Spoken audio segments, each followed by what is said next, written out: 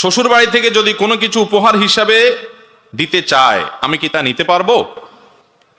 শ্বশুর বাড়ি থেকে কোনো কিছু দিতে চায় আপনাকে, কেন? আপনার শ্বশুর বাড়ির লোকরা তো আমাকে দেয় না। বুঝেন নাই কথা? আপনার শ্বশুর বাড়ির লোকেরা ওনাকে তো দেয় না, ওনাকে তো দেয় না, আপনারে দিচ্ছে। কাহিনীটা কি? বেশিরভাগ ক্ষেত্রে কাহিনী হলো, যেহেতু তাদের মেয়েটা আপনার কাছে আছে, আপনার অত্যাচার জুলুম থেকে যেন মেয়েটা বাঁচতে পারে।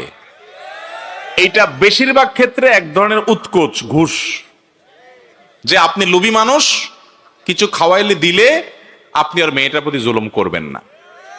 এই জন্যই বেশিরভাগ শ্বশুরবাড়ি থেকে দেয়। তবে অনেক শ্বশুরবাড়ি এরকমও আছে যে আল্লাহ তাআলা তাদেরকে অঢেল দিয়েছে, তাদের অভাব নাই, জামাই হিসাবে আপনি ভদ্র, ভালো, মায়া করে, মহব্বত করে, সেজন্য খুশি হয়ে আপনাকে দেয়। এরকমও আছে, পরিমাণে খুব কম।